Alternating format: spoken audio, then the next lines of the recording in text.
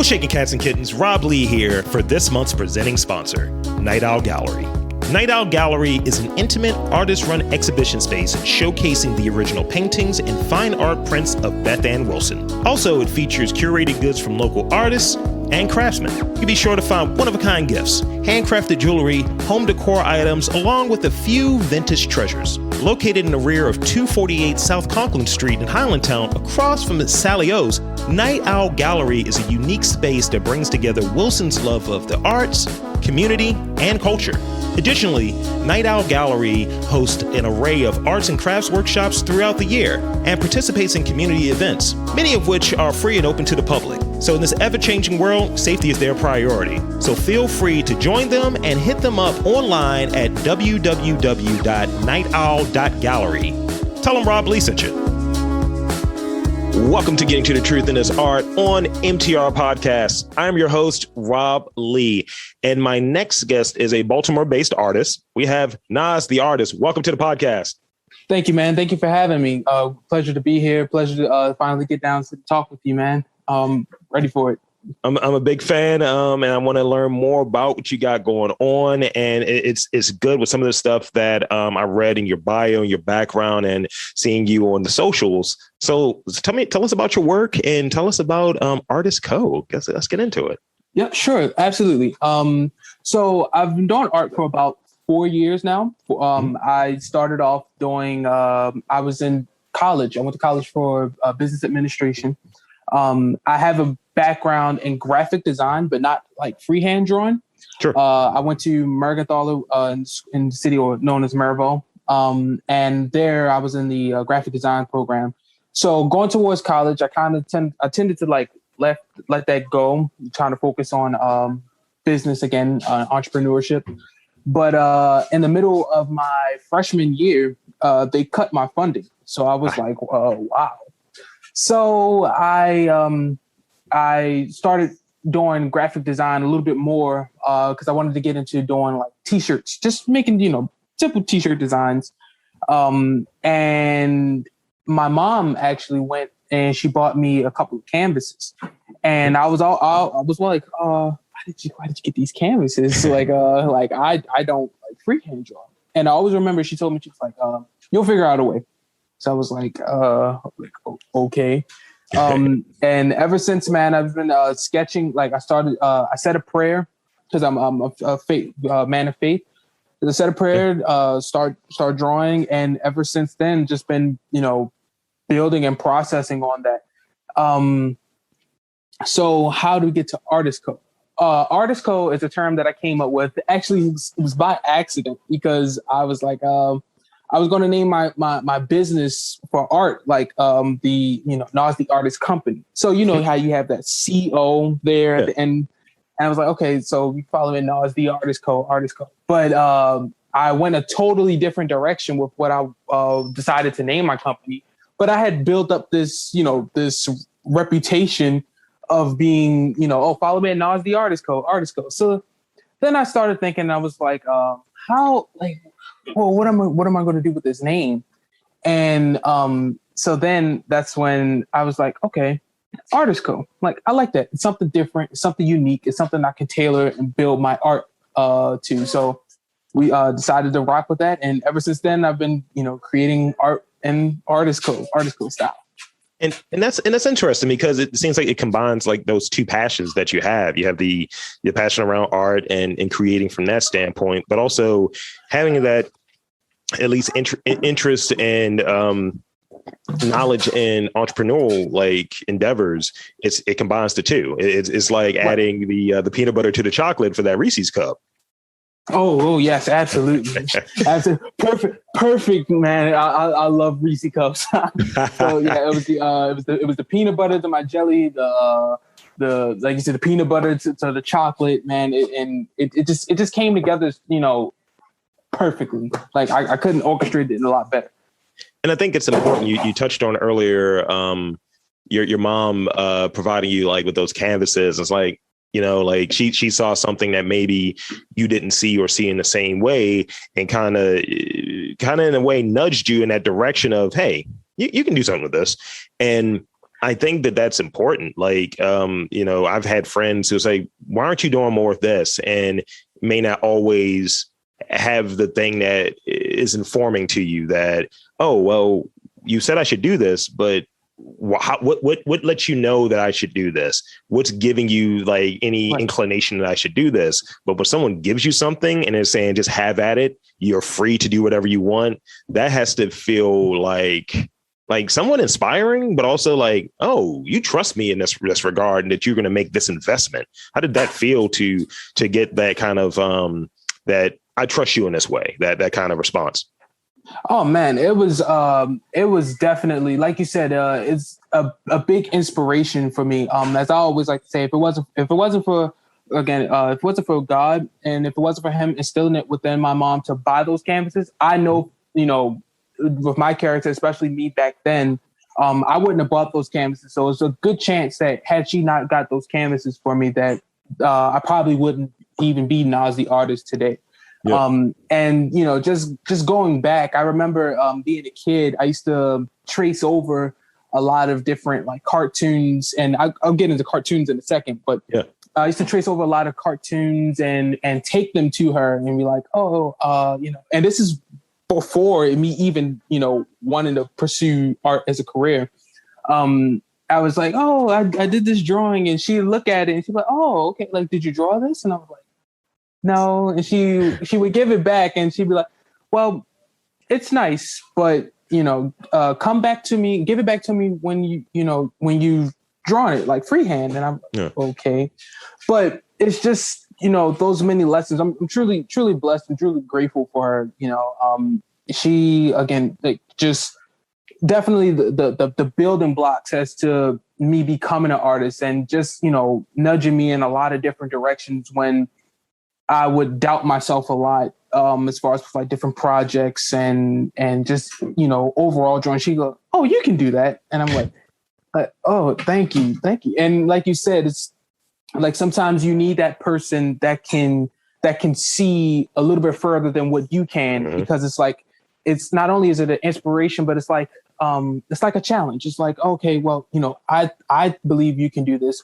Now I want to see if you can go out and you can do this. And it's just, it was awesome. I'm truly grateful for her. And as I always told her, like, you know what, like, you gave to me, so I'm definitely going to return the favor. And as my platform gets bigger and my name gets bigger, I'm definitely, going to give back to her. This is a commitment that I actually made with her. I was like, for every event that I've done, I try to get like some sort of memorabilia or something from it, and I give it to her as kind of like to pay homage, like, thank you. Like, this is another notch on the belt that that we've accomplished together. Yeah, and I think, like, you touched on earlier, like, for me, it made me think of, for me, where I remember one of the first things that I got, like, I think my relatives, family, extended relatives saw, like, you have some artistic talent. It may be a matter of, it might be this, it might be that. And eventually it's just cultivating it. So I remember when I was younger, here's these art books, and I used to trace and draw from the old wizard magazines. I used to do that. And I got to a spot where I was freehand drawing initially. And then I was like, let me try to trace this to see what these paid artists are doing, because that's what I wanted to do when I was younger. And did the business administration thing and all of that. So yeah, definitely. Yeah.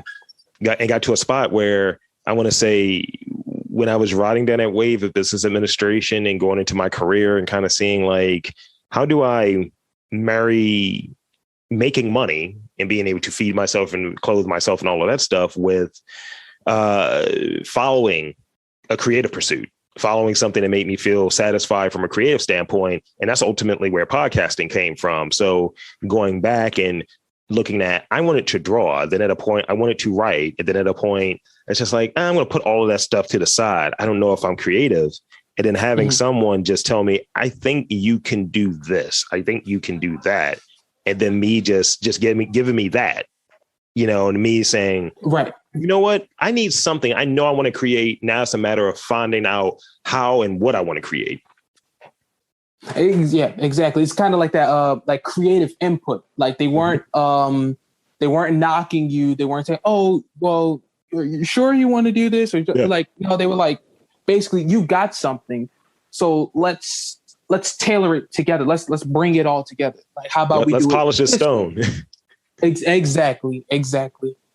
So in terms of, I read that your interest and inspiration comes from a multitude of things, including photography, cartoons. I'm on the same page. Music, Yep.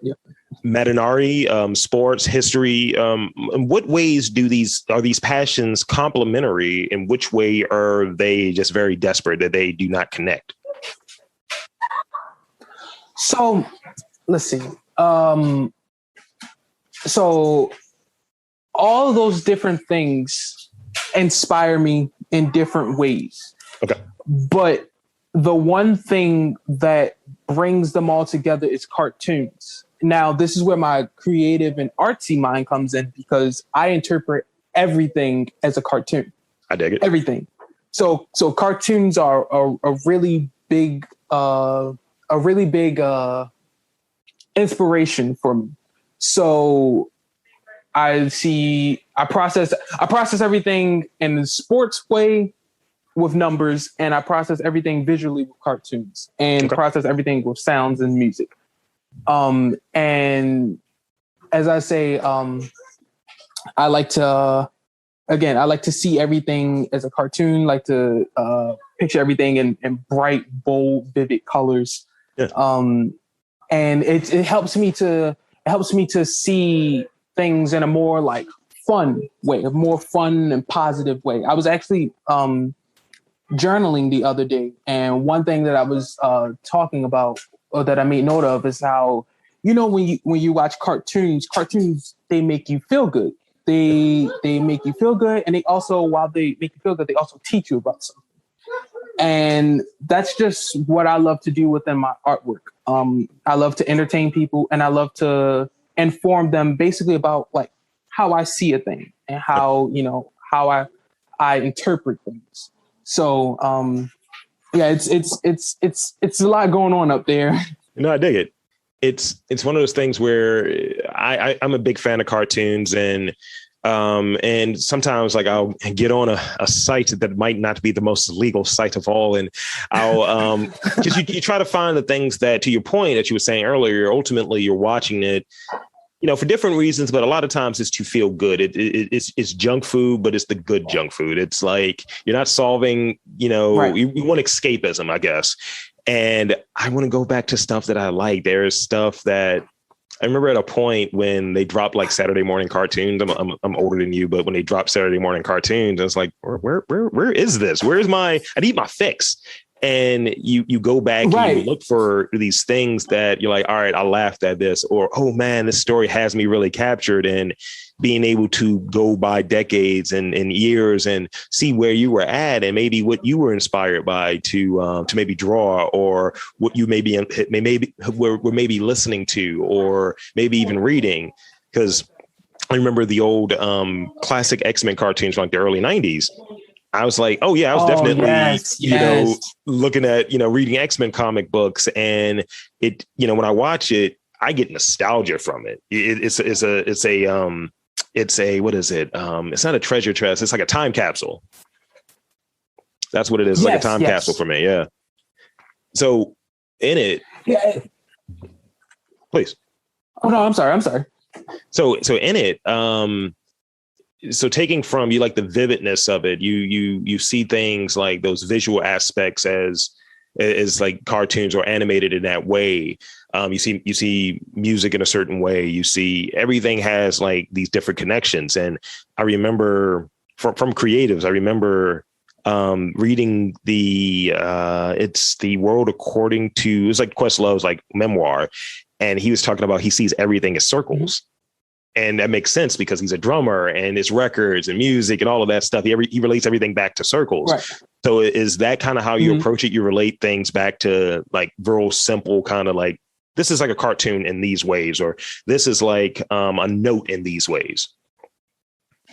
Yeah, absolutely. So when I see a thing, especially like because I'm a positive person. I love being around positive energy, love being in positive atmospheres. And sometimes it comes down to where you have to be like that positive energy to, you know, bring to the atmosphere. Like you have to, you know, shape the energy.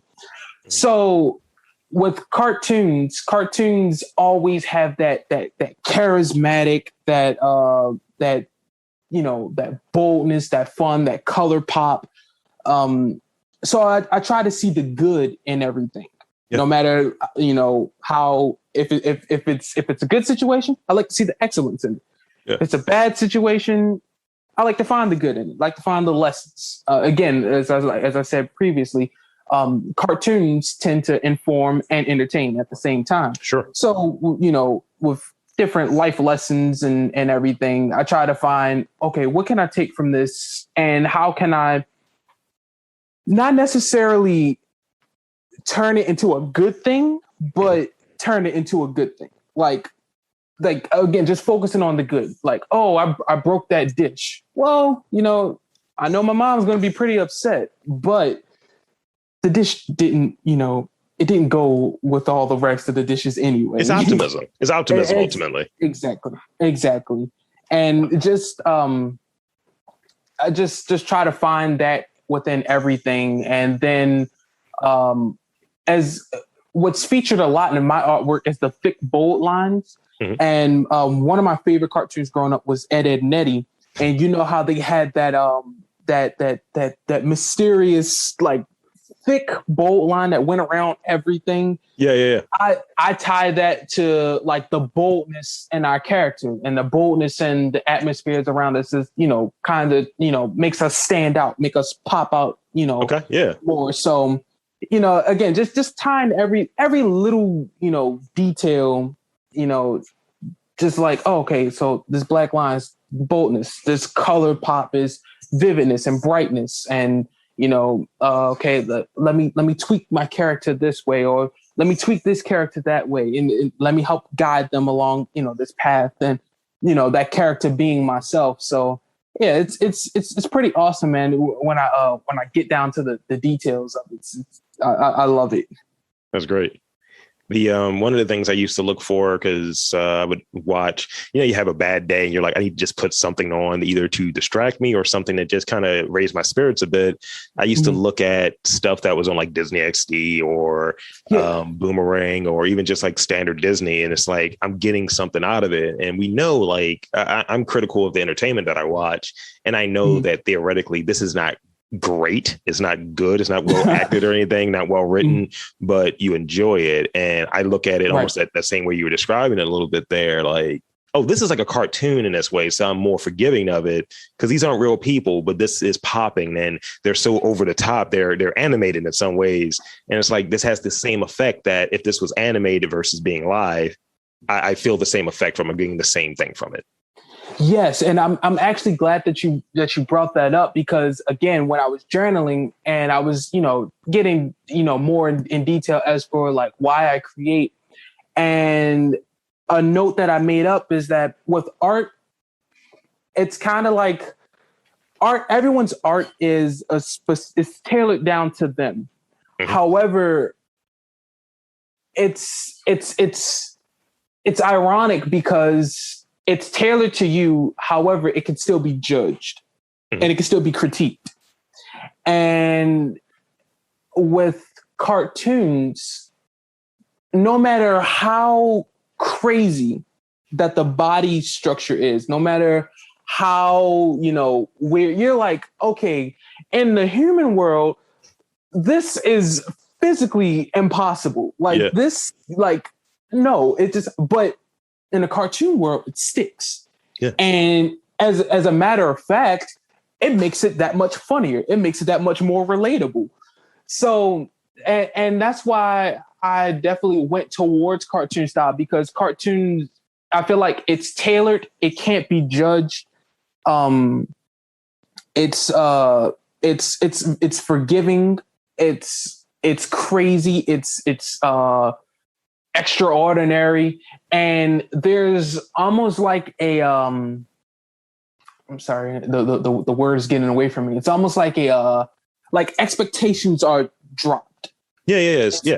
It's like, okay, well, this and this cartoon world, you know, it's no rules, you know. You can live the way you want, you can be the way you want, you can express yourself the way how you want, you can look the way you want, and there's like, again, there's no judgment that's, you know, behind it. So what medium do you prefer working in? Like, I'm understanding that your style is around the cartoon, that kind of space in terms of some of the artwork there. Do you want to pursue ultimately, let's say in 5-10 years, to be in that animation world? Do you want to pursue mostly just the visual side of things? And what do you like to create on? Is it purely working on canvas? Is it purely like, I want to do shirts. I want to do just InDesign or Photoshop or things like that. What medium do you prefer to work in?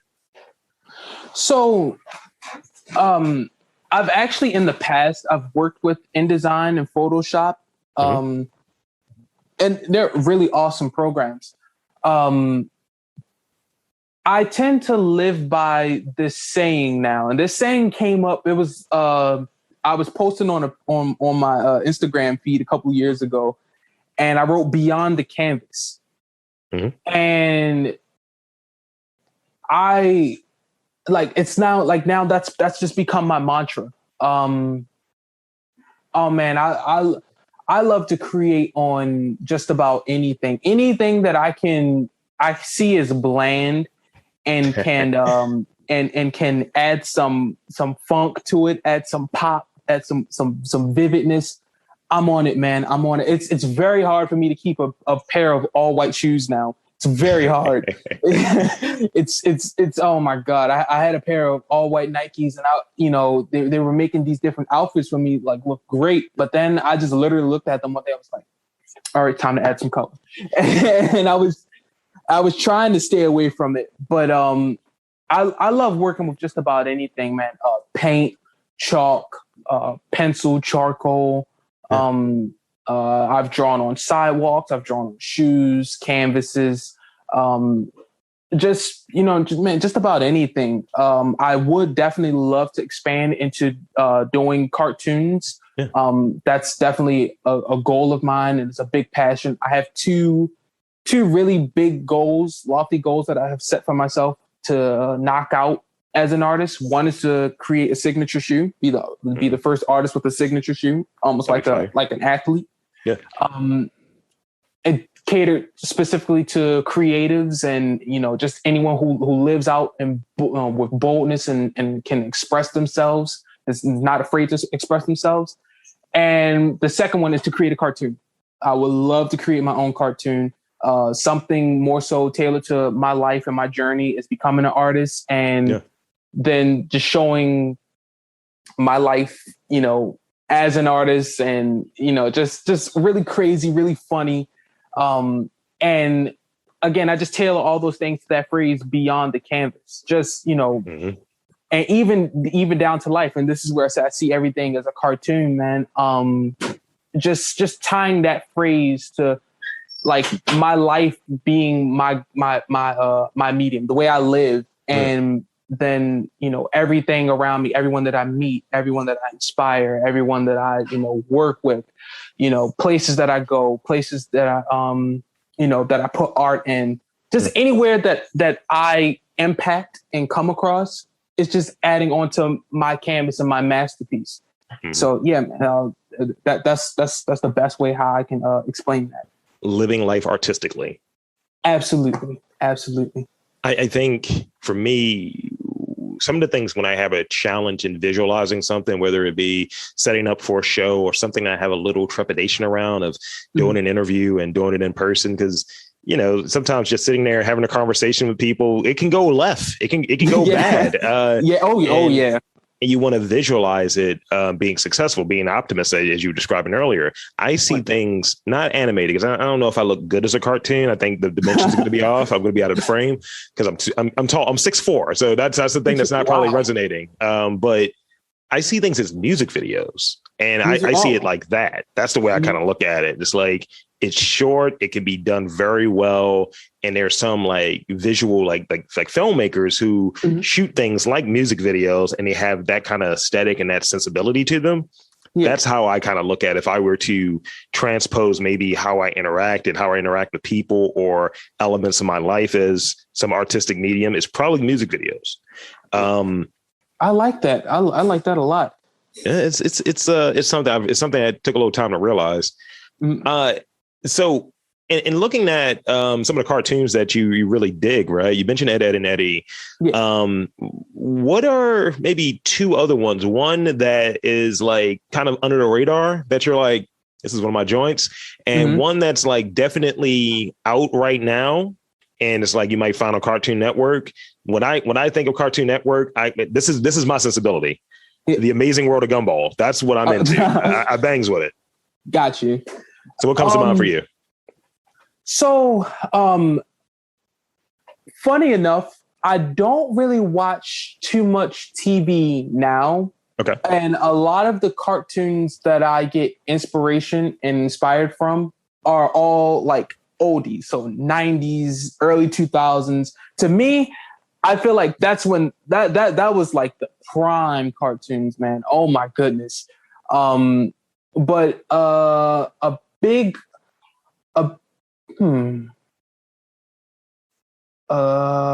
would definitely say a cartoon that's more so under the radar that I'm inspired by would be I don't know if it's under the radar, but I would say like The Legend of Korra. Are you familiar with The Legend of Korra?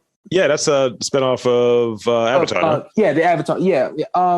Whenever I tell people that I like the Korra series better than the Airbender series, I get a lot of heat for it. I've heard that though. I've heard people say that. It's really I don't know. Maybe it's because it came out, years later, and I'm a lot older, so I was able to process it differently than what someone that's like younger than me. I mean, I'm only 24, but still, like, you get into debates with people that's like 3 or 4 or 5 years younger than me, and they're like, oh wait, no, like, all right, like I just see it a little bit different. It's like, that's cool, but you're wrong. Moving on. Exactly. And a big one. My style isn't like this, but just how everything was just more creative and bright and fun and vivid. I would definitely say SpongeBob. SpongeBob was my favorite cartoon growing up, man. Absolutely. Like there was a time like growing up. Well, there was never a time growing up that you wouldn't catch me watching SpongeBob. I was always watching it, and just the matter of optimism, that comes with it, and he, there's always. It was funny because there was always something going wrong, but no matter what was going wrong, like SpongeBob still found a way to be happy about everything. Yeah. Like, so, yeah, man, definitely those two. But I'm well and down with like anime and again, like a lot of older cartoons. So Courage the Cowardly Dog, Johnny Bravo, Samurai Jack, Cat Dog, definitely 90s Nick. Rugrats. You know what? I would say Rugrats is definitely, because Rugrats is found in a lot of my artwork. Like you can ask anyone who knows me. I have just about every 90s Nickelodeon bag, coat. I'll date myself. I'll date myself right now. Doug and I Real Monsters. Oh yes, yeah. Doug. I remember. Oh my God, I remember. The reboot wasn't as good though. No, not even close. Not even close. I remember Doug's first movie. Oh yes, I do. God, that was. Were you having killer tofu by any chance? No. Oh man, no. The beats were fire. Yes. So yeah, I think that's a thing right there. That's big. Just being able to like recognize and see where you get that inspiration from, and be able to grow, because you're in that stage of being a young artist, being an emerging artist, and developing your craft from more of a nascent stage to this kind of rising stage how from where you started at, where would you say you've changed, maybe in how you approach things, or maybe techniques, or what thing comes to mind when you think this has been the biggest change for me from when I started to me now as an artist? Oh, that's a really good question.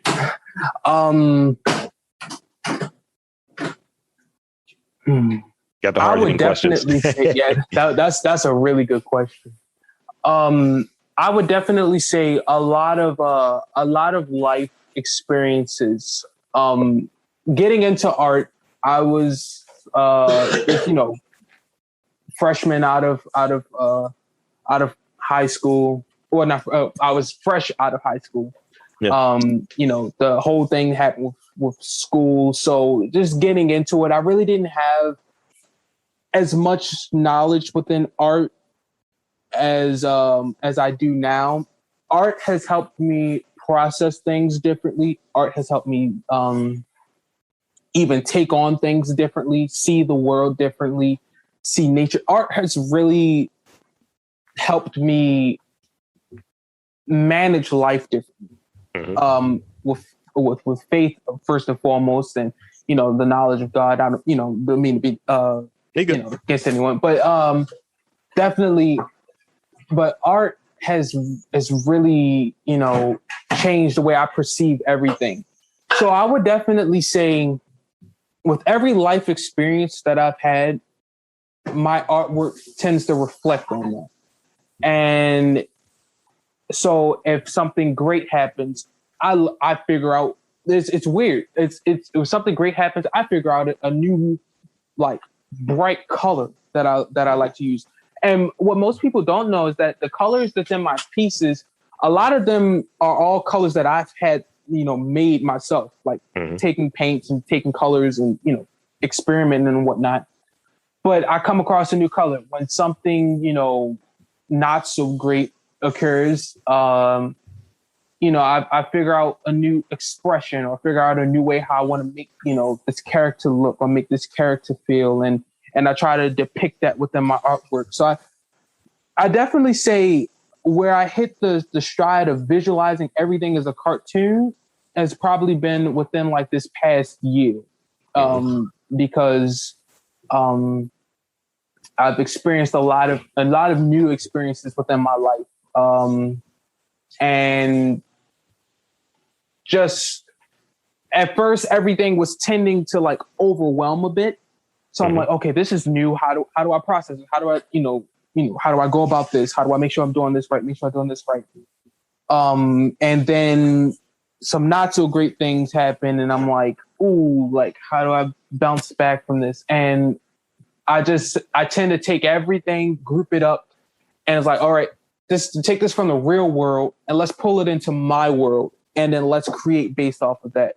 Now I put myself in the driver's seat to sketch out the beginning, the middle, and the end. How does this situation start?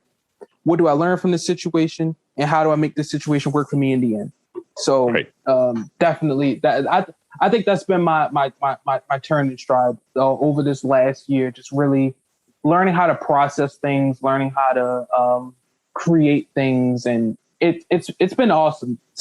A lot of things that happened weren't great, but there were a lot of things that happened that was great as well. So, just taking them as they come, and then, just creating based off of what it is that creating them from my perception of everything. You're a positive person. I dig that. And thank you for sharing that piece. Thank you. No problem, man. Always. I always try to kick out some light, man. So the last question that I have for you, you got to bring it home. You got to bring it home in the right way. So Baltimore, give us that perspective. What is your take on, you know what? I'm going to give it to you a little bit differently. I asked you to do it a little bit differently. Since you're positive, you're a very optimistic individual. If someone is just like, I can't come to Baltimore, so negative there, so bad there, blah, blah, blah. Give them why you like Baltimore, and basically under the guise of like, why should they come to Baltimore? Speak about it like in a positive manner. Like, what's Baltimore for you? Basically selling it. Come to Baltimore because of X, Y, and Z. What's your take on that? I'm so glad. I was hoping you asked me a question about that. I had a really glim look on Baltimore. It's a very beautiful city, but I had a glim look because of what you perceive and what you get from always in the media. Yeah. But you know what changed my viewpoint and really like made me say, wait a minute, reanalyze it. It was the episode with the shameless plug. It was the episode of this podcast with you and the artist Corky. Or I call him Q. Yeah, Q's great. Yeah. Oh my God, he's really awesome. And listening to you guys describe Baltimore in such a different atmosphere, in such a different tone. And then also another episode when you and Mr. Aaron Henkin had a conversation. Yeah. I was like, okay, there's my viewpoint wasn't my own viewpoint. My viewpoint was based off of what others was telling me. So, okay, there's crimes here, there's crimes there. And I really had to take a step back and it was like, okay, now I'm contradicting myself because I'm only looking at Baltimore for the bad. So I spent some time and I dug up some of my old fondest memories of being a kid and growing up and going downtown and, you know, seeing all these different places and then just thinking about the Inner Harbor and how much I love peace and how much, and I feel like peace is represented by water.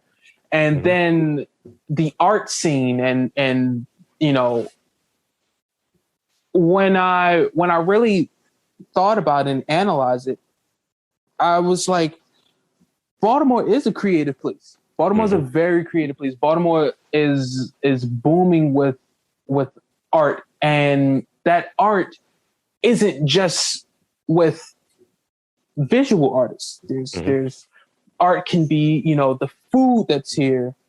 We have a great variety of food. Yeah. The food that's here, the people, the culture that is Baltimore. Baltimore is a creative culture. Yeah. And we get it from, it's in the name, Charm City. You're charmed by the creatives that's here. And then people like yourself that's willing to go the mile to bring those creatives together and get that beautiful viewpoint that everyone has and of Baltimore and of their art. And it's like everyone's art tends to come together to, bring out that charm that is Charm City. Yeah. So I know I kind of went on a rant but to kind of, tie it all home, Baltimore is a really, really creative city. I talk a lot and I tend to say, I want to travel, and which I do. I definitely want to travel, see the world and, see all the other things out there, to, get those experiences. But, and I guess it'll probably be biased, but actually yesterday I went to Virginia for the first time. And even just coming back, I just it felt like Baltimore was home. It felt like that feeling of when you leave and you go someplace, and then when you go back home, like, oh, it's good to be back home. and I think that look on it comes from, my new perspective of Baltimore, just being a creative place. And again, as an artist, I can look at it as one way, as my older self. Yeah. But then I can look at it as Nas the Artist. I can look at it, with my artsy mind now. And I look at it with my artsy mind. It's just like Baltimore is a very beautiful place. It's the culture, again, the creative culture, the creatives that's here. And everyone's just so bold and out there with their art. So definitely, and again, the food is the food is immaculate. So thank you. That's fantastic. No problem. So the last thing I have, you know what time it is. It's time for that shameless plug. So where can he find you? Social media, all of that good stuff. And again, thank you so much for coming on and being a great guest. I mean, thank you. I appreciate it a lot, man. I really appreciate you. I love this podcast, man. This is a really great podcast. I love what you're doing. We need definitely more people out here that's willing to bring more life to the scene, and not, there's already enough chaos that the world has. We don't, it's better to counterbalance that with some life. And this podcast, I really, every episode that I listen to, whether I listen to it on a good day afterwards, I felt great. After listening to it on a not so great day, I felt better. So that's awesome. But you're welcome. But yes, I'm on Instagram and Twitter. I don't really use Twitter that much, but if you want to give me a follow, definitely. Instagram, Twitter, and TikTok at Nas The Artist Co. So it's Nas The Artist with the CO at the end. And on Facebook at Nas The Artist. So thank you. And no problem. For the fine folks out there you have it. We finished wrapping up with Nas The Artist. And yeah, I'll say for Nas The Artist, I am Rob Lee, saying that there's art in and around Baltimore. You just got to look for it.